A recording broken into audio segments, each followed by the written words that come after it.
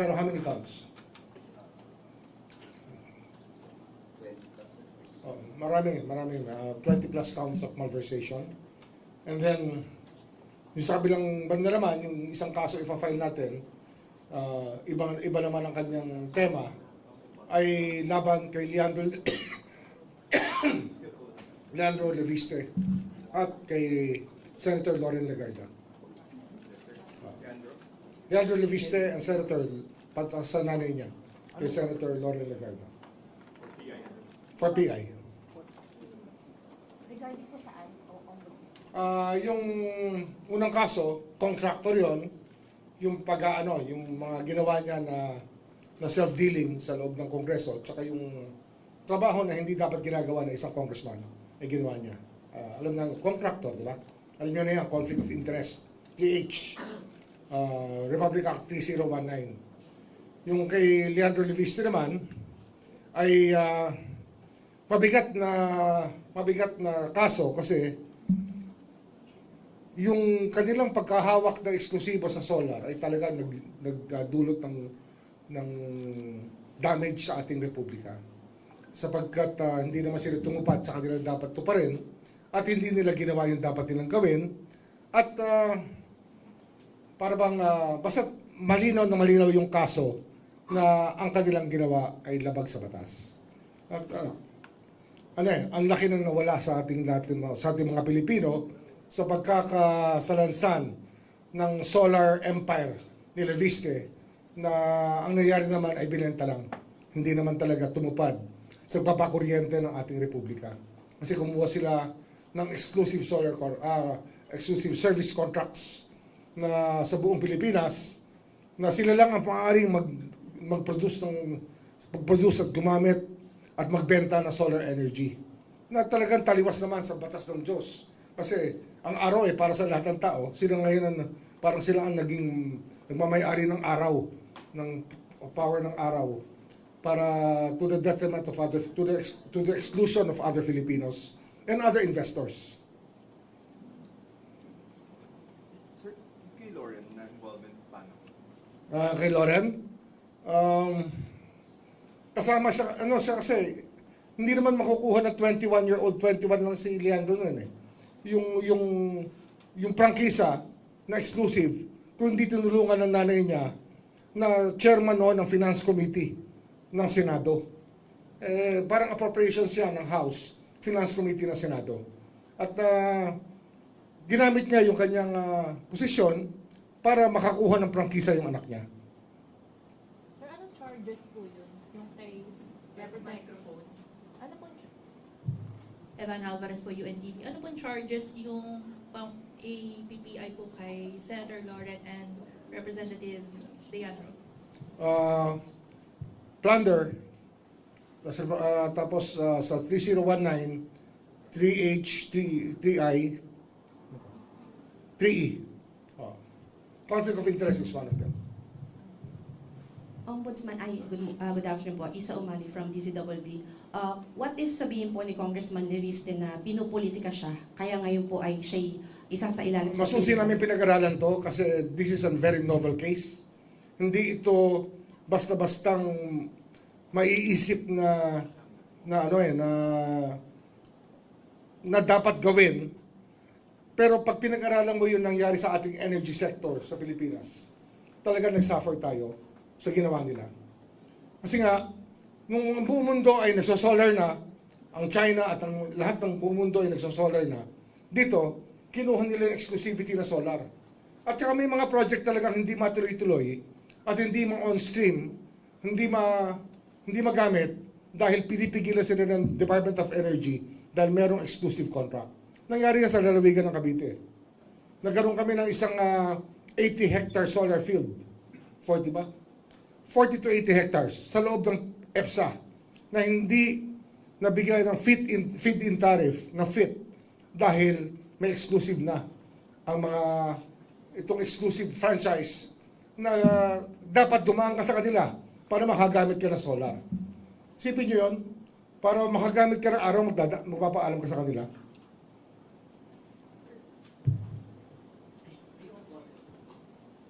Ombudsman, meron po tayong timeline for the filing of cases po. Thank Hindi, you. ito na. Okay. Napirmahan ko na yung information. Mhm. Ay, yung 4PI, hindi information, sorry. Napirmahan ko na yung charge sheet para maano sa PI. At di ba meron tayong mga ghost projects na ditira. Dito, ghost electricity. Pangako nila magpo-produce sila ng kuryente. Pangako nila sa Philippine Energy Plan nakalimbag itong dapat production na gagawin ng solar. Pero hindi nila ginawa. Binenta lang, kumita lang ng pera, pero hindi nila ginawa. Kung meron silang ginawa, kakaunti, kakarampot. Hindi kagaya ng pinangako nila na gagawin nila.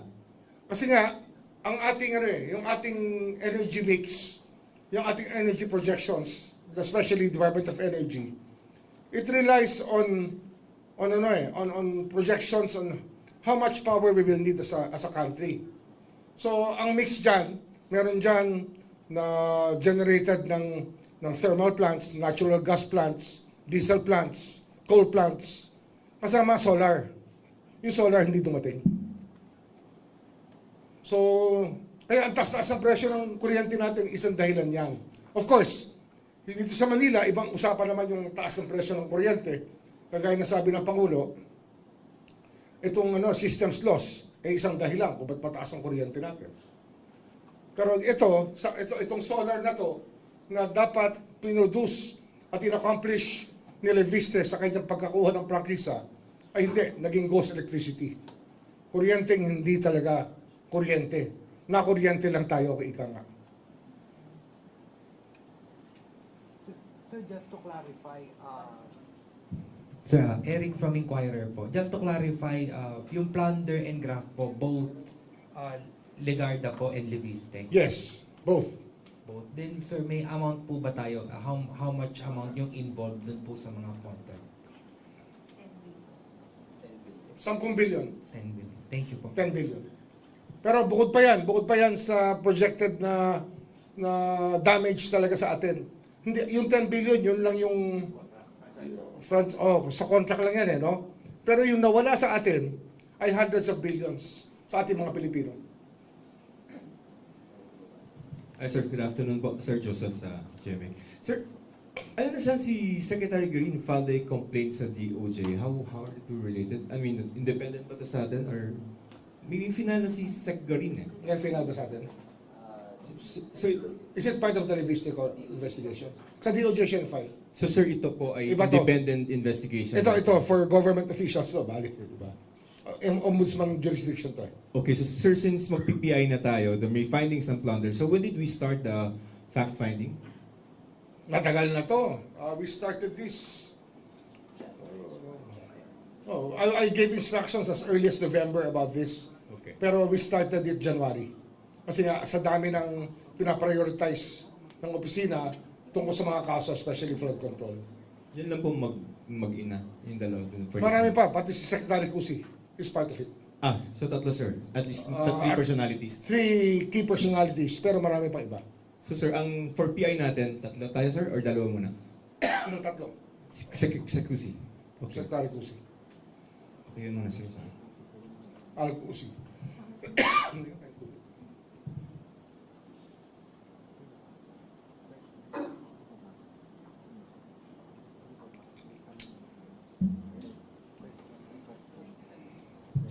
Wala nang tanong? Okay na?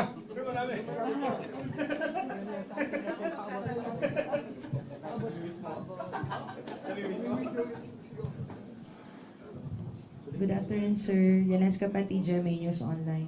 Sir, update lang po dun sa obstruction of justice complaint filed against Senators Cayetano and Robin Padilla. I understand nag-file ng counter-affidavit si Senator Cayetano. Yes. How about Senator In-acknowledge Padilla? namin yan. In fact, sinulatan ko si Senator Padilla tungkol dito. Kasi nga, nagkaroon ng problema sa opisina mismo. Yung ating procedure dito is contained in an office order sa rules ng ombudsman ay hindi sinunod yung naglalag. Kaya under investigation ngayon yung naglalag ng communications. Kaya I wrote Senator Padilla explaining nga na yung aming procedure na bawat communication ay dapat malag muna bago ma-filled out ay hindi sinunod ng isang personnel natin dito. So tama siya, sir. Tama siya. Kaya sumulat nga ako sa kanya para ipaliwanag itong pangyayari ito. Sir, sorry. Saan po nagkaroon ng problema? Mali Dito, po yung pag-file? sa receiving O pag- namin, sa receiving kasi namin dito sa Central Records, meron siyang ilalag dapat ang bawat communication. Dapat yan, nasa isang tingin mo sa computer, alam mo kung kailan dumating yung bawat dokumento. Ito, hindi nila nilag, dinala kagad sa division na nag-investigate ng obstruction of justice. Hindi nilagay sa Central Records. Kasi, ginawa namin ito para walang parking. Ang sistema dito, kasi maraming nagrereklamo na may parking daw dito sa Office of the Ombudsman. Ang ginawa namin dito, ang bawat communication ngayon, kinakailangan malag kagad.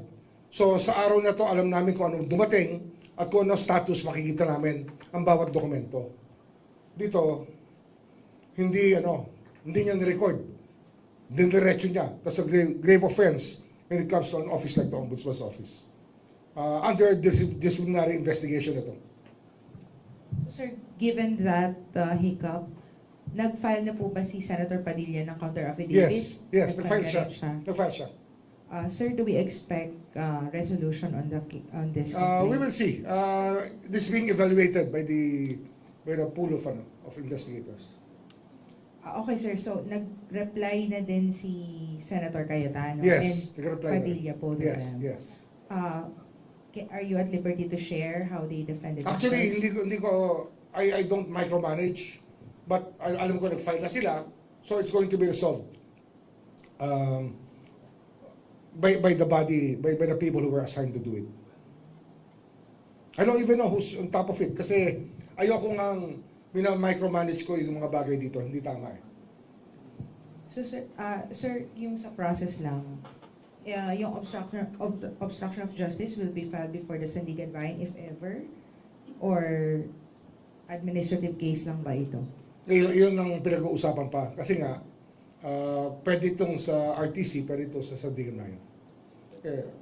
Pwede rin sa DOJ muna. So, we're looking at it now, kung saan papunta to. Thank you, sir.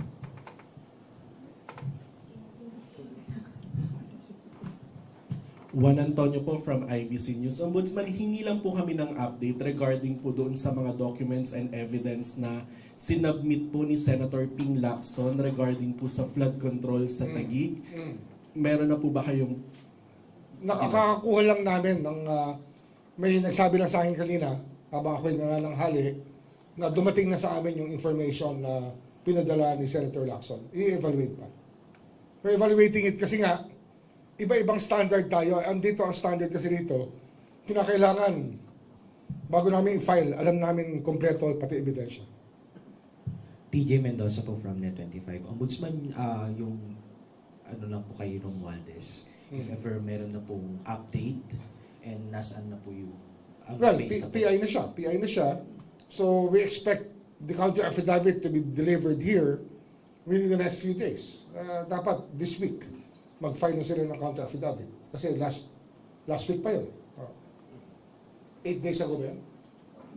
8 days ago yun. Or 7 days ago. 8 days ago.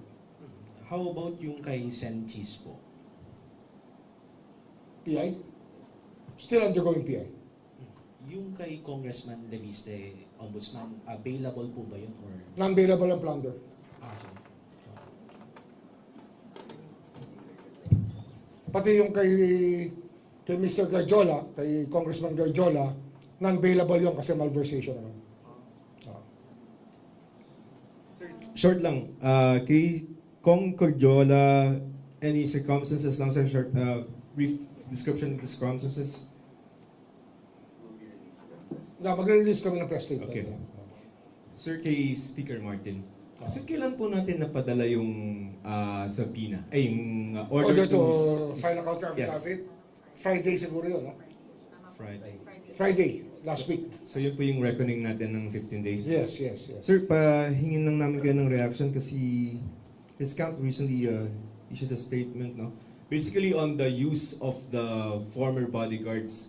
Parang bakit daw po ginagamit yun against We're not him? here to discuss the evidence that we are using against these people. Hindi namin pinag-uusapan.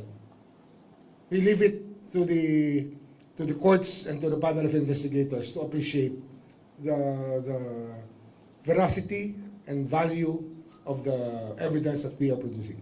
Pero sir, himayin ko lang. There were 18, pero ang ginamit niya lang po is 8, di ba? And walo this lang. underwent a rigorous, maybe, vetting? Tama ba? Pinag-aralan talaga yan. Pinag-aralan ng gusto yan. So hindi po yung 18 na yung Hindi yung 18. Kasi yung 18 nga, imposible yun eh. The impossibility of having 18 people for 2 years together, doing everything together for 3 years, na hindi sila naghihiwalay, na parehong-pareho lahat na nakita nila.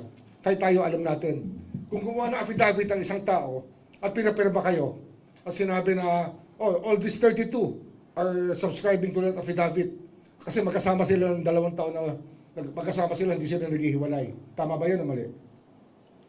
Mali yun eh, di ba? Mali. Imposible, di ba?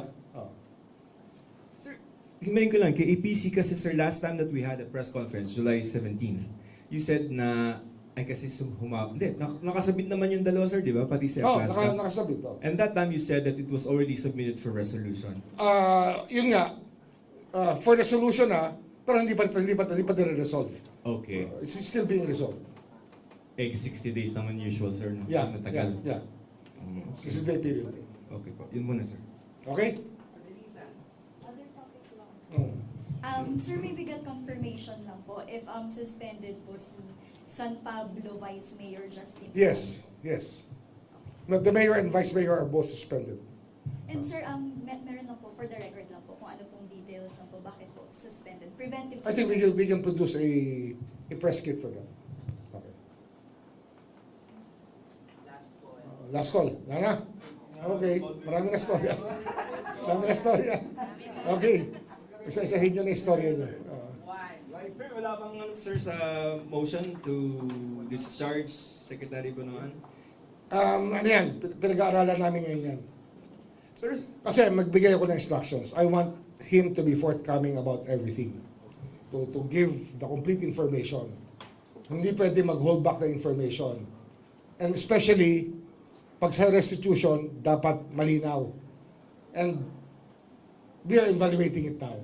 Kasi sabi ko nga, kung ang value ng kanyang testimony ay hilaw, wag na lang. Tuloy na namin yung kaso sa kanya. Diba? We're evaluating it. Ganyan yan eh. Pag kumuha ka ng testigo, tapos bigla na lang patumpik-tumpik, hindi pwede yun. nandiyan ba siya sir ngayon? Parang medyo iffy. Hindi merong mga tinatanong na hindi sinasagot na maayos eh. Siyempre, we're still trying to get everything that he can contribute when there are some answers that we are not able to get from him.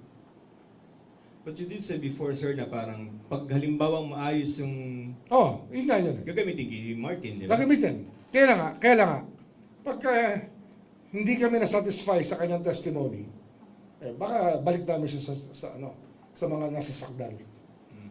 Sir, assuming useful yung information niya, and we, at this point, nasa preliminary investigation stage na, based on the fact-finding investigation ng panel nyo, paano nyo ipapasok, sir, yung testimony ni Sec Bunoan? Kaya, very technical na yan. At hindi na, mahirap na sagutin yan. We can answer that. May mga susunod pa ho bang mga contractor? Marami pa. Marami pa. Mga Marami ilan pa. po yung tingin po ninyo? Siguro may mga, yung nakasala ngayon na pwede naming mapirmahan, pwede kong pirmahan within the next 2 weeks, may mga 6 pa yata. 6 pa ba? For PI, sir, cast. At least 6 of them. Maybe 7. Incumbent po lahat ito. Mga incumbent to, meron naman tapos na may kaso pa rin. Meron doon may kaso na hindi siya nakaupo ngayon dahil nag-graduate na siya. For PI din po. PI rin. Thank you po. Tuloy-tuloy ito. Huwag kayong mag-alala. May mga balita pa rin parating.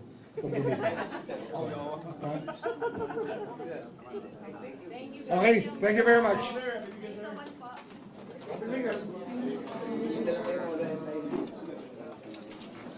May mga tanong na hindi ka satisfied. People.